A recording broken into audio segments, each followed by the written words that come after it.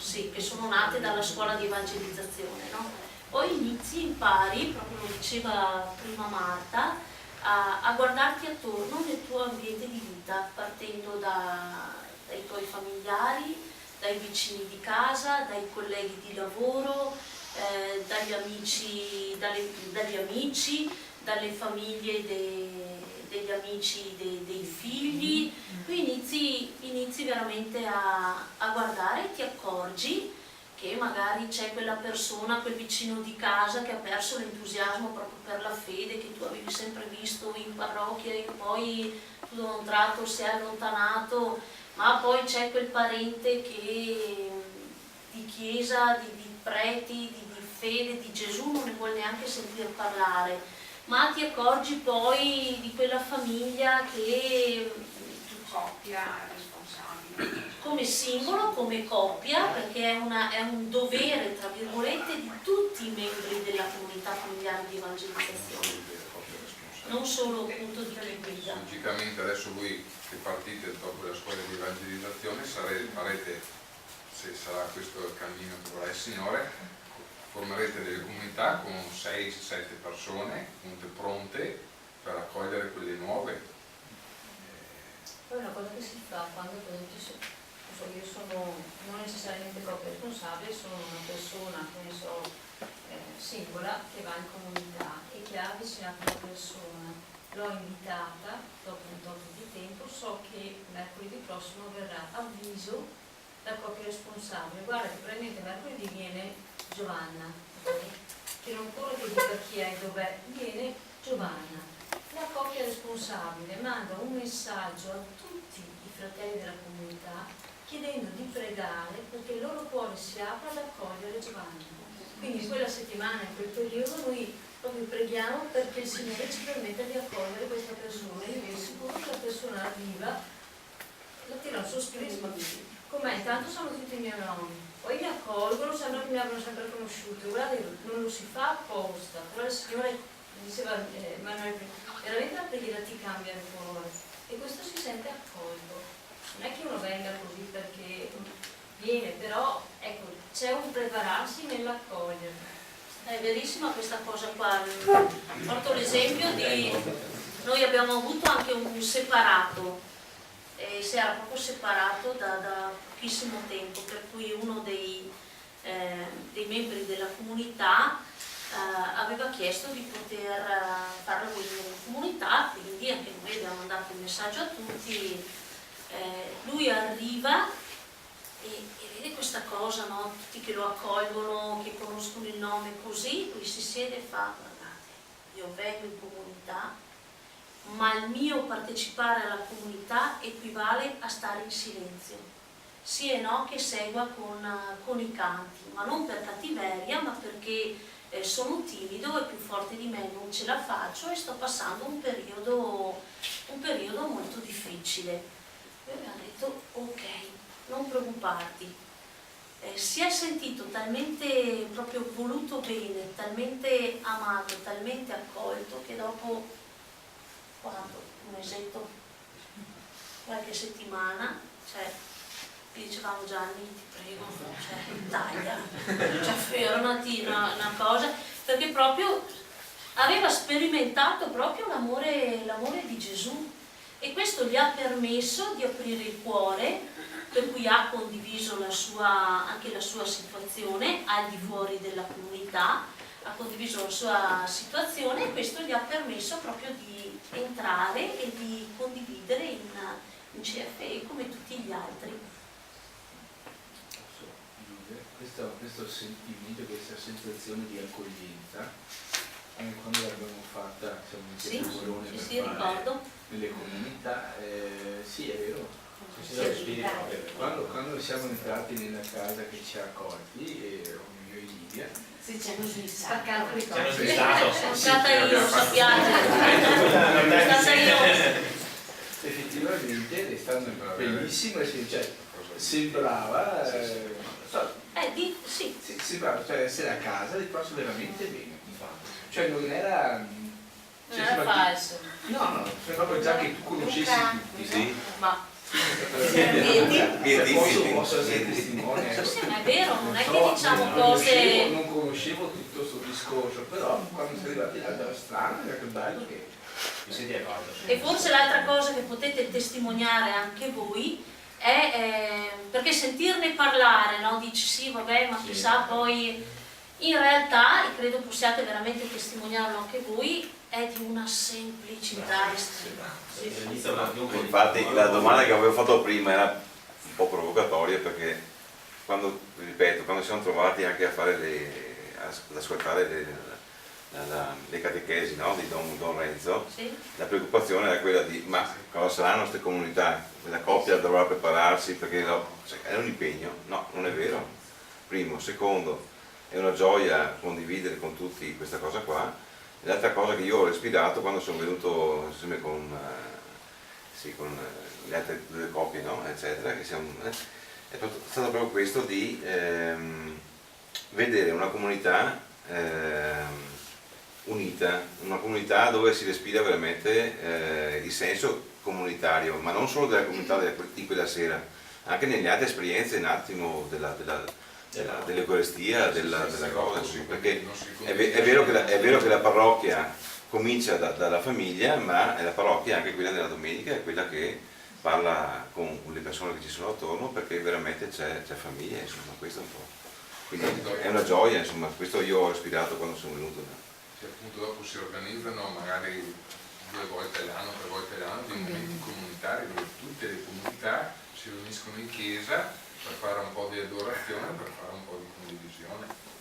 Ah, dell'adorazione che Visto c'è. che dici- Bolone visto che dici- siamo nati in 12 comunità ed è arrivata ad avere 56. 56 comunità, vuol dire che settimanalmente fai una media di 10 persone per comunità, c'erano quasi 500-600 persone che si incontravano per fare esperienza del Signore. Noi come comunità abbiamo, diciamo, moltiplicato Noi 7 volte. Questa moltiplicazione, cioè, tu dicevi 6, come avviene la scelta?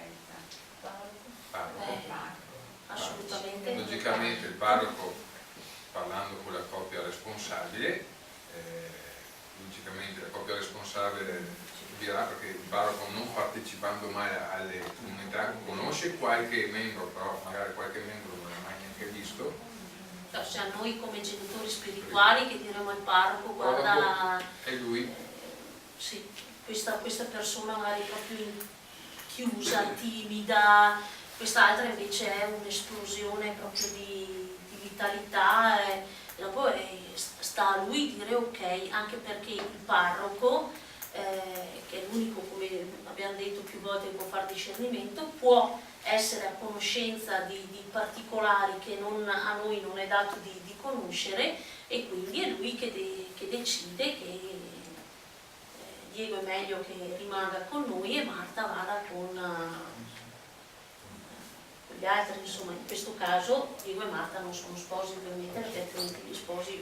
Ma il giorno della settimana è lo stesso per tutte le comunità della parrocchia? Ognuno si sceglie il suo? Ogni comunità si sceglie in base agli impegni, si mettono d'accordo, e logicamente è meglio che sia sempre quel giorno, perché diventa tutto più facile quando è una costante.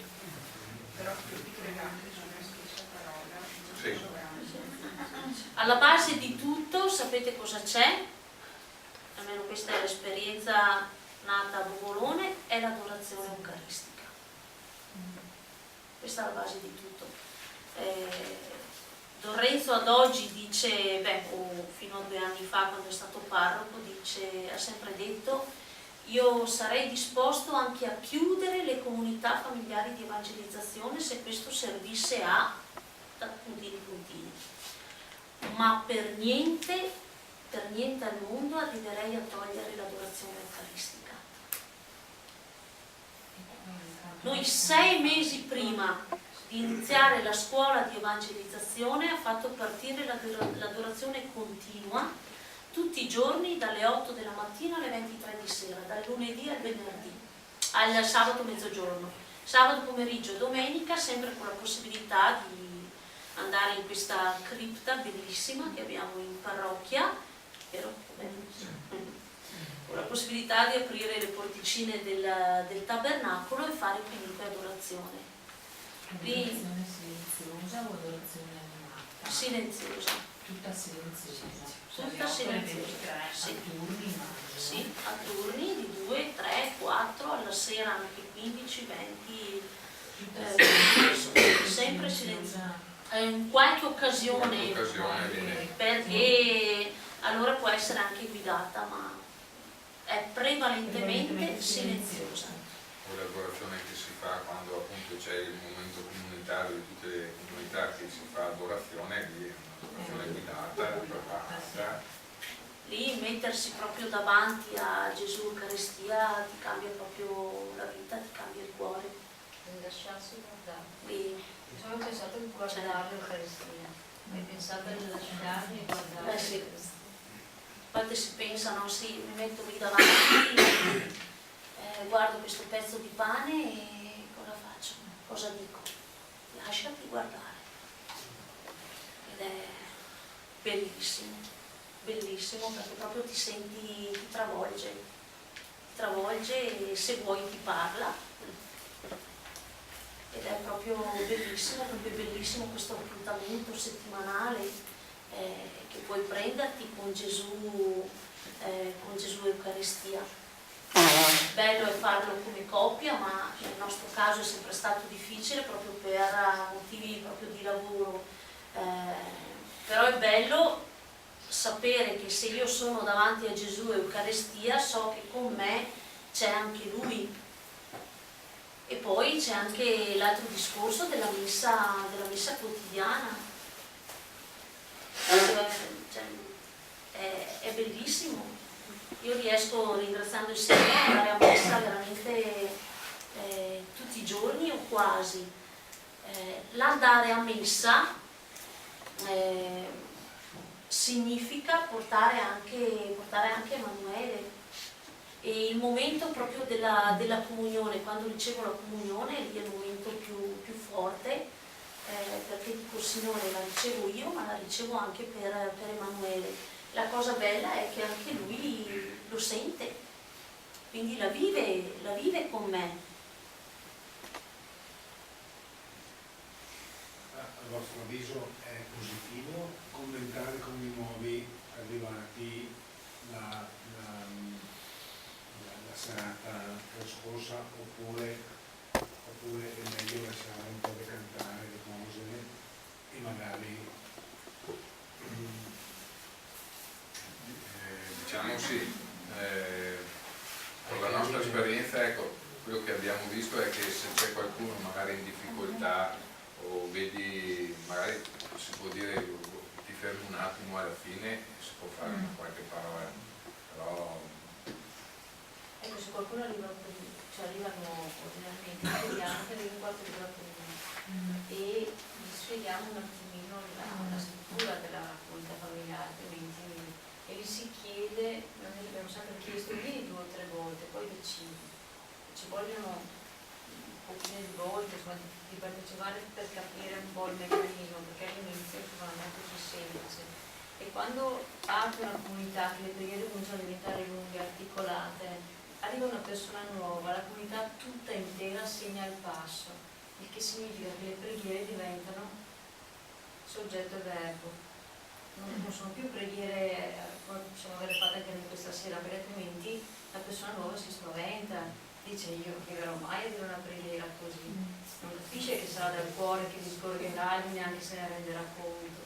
Per cui tutti segniamo il passo e le preghiere diventano semplicissime in modo che si senta, dice beh, devo pregare così, grazie Signore per la giornata trascorsa, sono capace anch'io.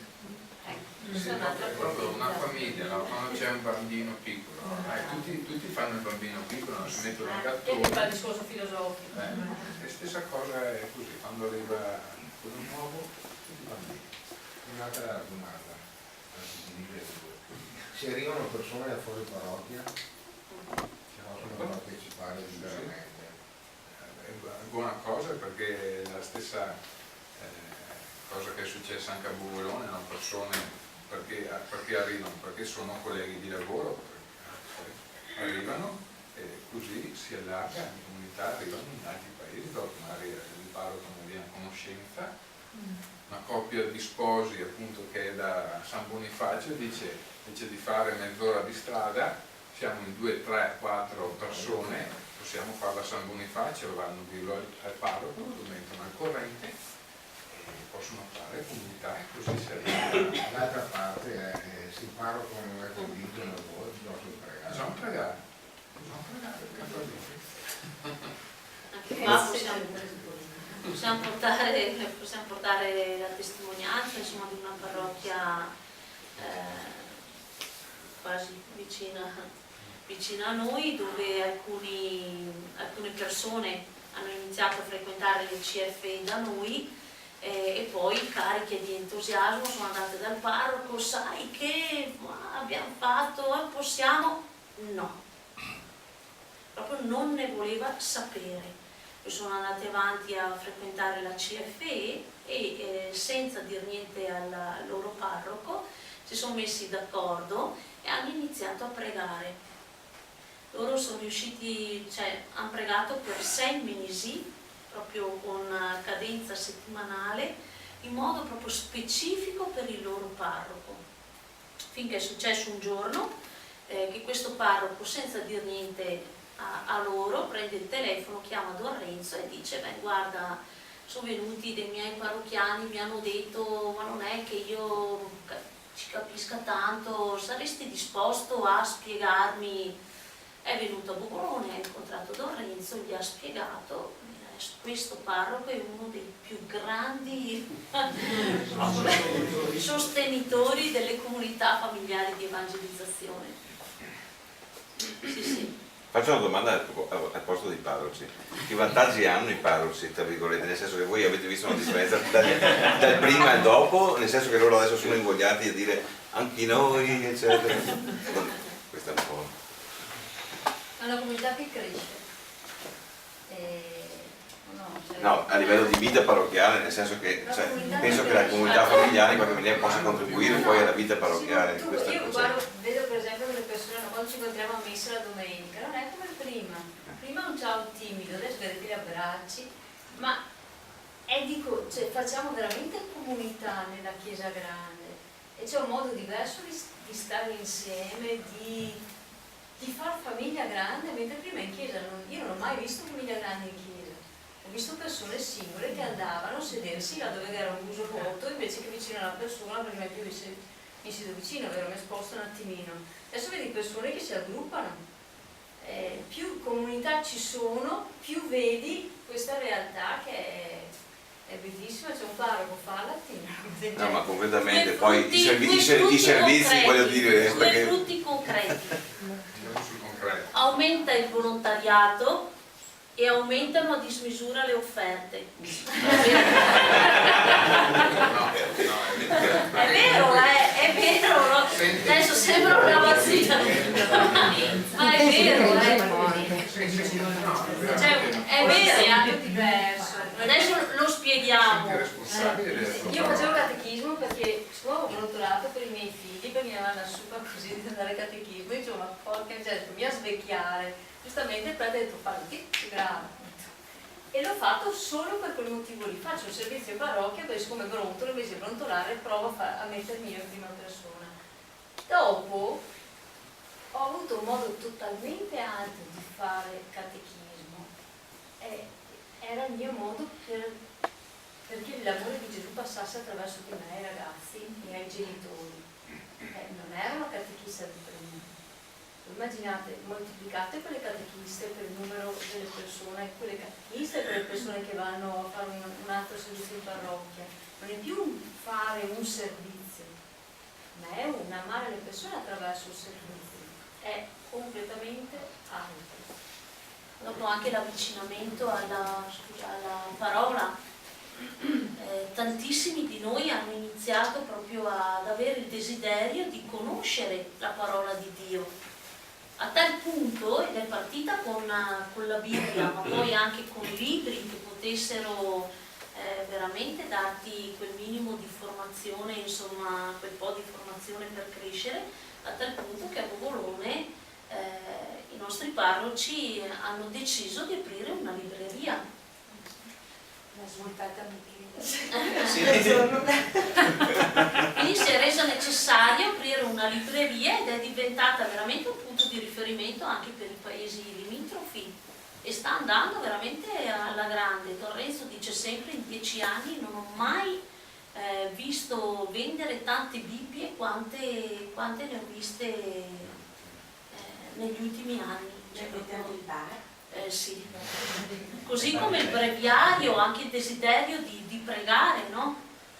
Quindi con le lodi mattutine, con i vespri, con la compieta, veramente. Poi prima l'ho buttata lì con queste 2 battute, no, del volontariato, ma senti proprio la necessità, perché non vivi più, cioè vivi la parrocchia come la tua casa, la tua famiglia, quindi hai il desiderio anche di fare. E anche quando ho detto delle offerte, non l'ho detto scherzando, lo dicono i parroci, i nostri parroci, che è così, perché senti di condividere anche con qualcosa proprio di materiale, come possono essere i soldi, di condividere proprio la crescita comunitaria, per cui basta un avviso e via, si va, cioè non ti fai più tanti problemi. Non è che dai quel minimo tanto per sentirti la coscienza a posto. Per farmi un'immagine del parroco che vede una comunità, diciamo, dove ci sono le CFE o dove c'è veramente spirito comunitario, dove non c'è, è avere una famiglia piena di bambini o avere una famiglia con degli adulti, insomma, è differente, cioè c'è molto più da fare il parroco dove ci sono bambini che hanno bisogno di tutto e tra virgolette non danno niente, che avere una famiglia dove ci sono adulti che hanno bisogno, sì, ma sanno anche darti, insomma, sanno anche aiutarti, sostenerti, cose. Che cosa si dite dei silenzi durante il... Ci sono dei silenzi durante gli incontri? Certo. Come vanno Gestiti. Sì, non bisogna, cioè, all'inizio c'è sempre un po' di terrore dei silenzi, c'è sempre terrore all'inizio tra un 12-13 e cominciamo a chiamare non veniamo. E in 4 cominciamo appunto a pensare ai momenti di silenzio, perché se si è in tanti è difficile. Però sono momenti di silenzio intenso di preghiera. Perché non sono silenzi vuoti, sono dei silenzi pieni, perché sono di preghiera. E non bisogna avere paura di silenzi, perché è in quel momento lì che magari una persona trova il coraggio di uscire, cioè, se invece è martellante, ti prego Signore, ti lodo, uno timido così non dirà mai una preghiera. Quando è vero che la coppia responsabile gestisce un pochino, Sì. che lascia il silenzio, però se si prolunga troppo magari si inserisce dice una preghiera, non ci sia un canto, sì. un canto, non ci sia mai l'ansia di dire se ci sono silenzi vuol dire che non sappiamo pregare. È il rito della presenza comunque di Gesù. Si gestisce un attimo. Ecco perché è molto utile magari appunto quei fogliettini, perché quelli sono molto facili da prendere, insomma. E se nello scambio c'è anche il beccarsi o un ritorno. Ecco, questo è l'altro, diciamo, compito della coppia responsabile, è mantenere questo clima, insomma, se c'è una persona che tende a fare questo, magari a fine serata aspetta che magari devo dirti una cosa, magari l'aiuta a crescere in questo, perché la comunità non deve essere un momento di dibattito, di discussione, ma essere un momento di scambio, di dono reciproco, io do e basta. Quindi io dico quello che ha detto a me in quel momento, appunto, sia per me che per gli altri. E può succedere che quello che ha detto a te l'abbia detto a me. Io non è che dico cavolo, ma va perché volevo dire, lo dico, perché il Signore ha parlato a noi due nello stesso modo, ed è bello condividere anche questo, cioè non aver paura di dire, siccome lui ha fatto una preghiera che ho proprio nel cuore io. Ho detto, anch'io voglio darla per lo stesso, non ho rinunciato a dirla perché l'aveva detta Emanuele. Questo non... Se il Signore me la dice nel cuore, bene che venga detta, non perché è lui che lo suggerisce. Sulle catechesi settimanali, mettiamo il parroco, dice sì, mi piace questa iniziativa, un progetto, però non ho il tempo di preparare la catechesi. Il sito, se non ho capito male, mi dicevano che il sito internet di Mistero Grande. ci sono il Mistero Grande, ci sono le catechesi. Don Renzo sta continuando Abbiamo tanti parroci che hanno più parrocchie e può essere impegnativo perché si dà una settimana per fare la catechesi. Si possono coalizzare e dire fanno una catechesi al mese, magari riescono a farla una e dopo vengono tutte condivise. Dopo magari si appassiona e fanno una riserva. Don Renzo continua a registrare settimanalmente le catechesi. Lo fa perché sa che in giro per l'Italia ci sono parrocchie in cui appunto uno dei motivi è quello che hai detto tu, il parroco non ha proprio concretamente il tempo di mettersi lì a registrare, per cui fa richieste e dice possiamo scaricare, assolutamente sono a disposizione. Io scherzando, il parroco ha detto sì, fate, sono contento, fa piacere, ma io non ho il tempo. Abbiamo chiesto se lui è d'accordo, che noi ascoltiamo quelli e ha detto di sì. Un altro motivo invece che è capitato è qualche parroco che dice io il tempo ce l'avrei anche, però non mi sento proprio adatto a questo, non so come esprimermi, come andare dritto, come, insomma, per vari motivi. E allora prende la catechesi che registra Don Renzo, la rielabora, la fa sua e la registra. Quindi le catechesi, come ho capito, devono essere sempre in video, insomma. Audio. Sì. Poi in comunità viene consegnata anche una traccia scritta che si segue. Vediamo a disposizione delle penne, non sono prendersi più Vuole sottolineare qualcosa. Però lo stesso Vangelo, la stessa parola per tutti, per tutta la parrocchia. La comunità cammina insieme in quel modo lì. Ed è legata al parroco. Ed è legata allo stesso parroco. E il parroco sa che cosa sta, anche se lo dovesse ascoltare da scaricare da internet, comunque il parroco può essere al corrente di quello che viene detto.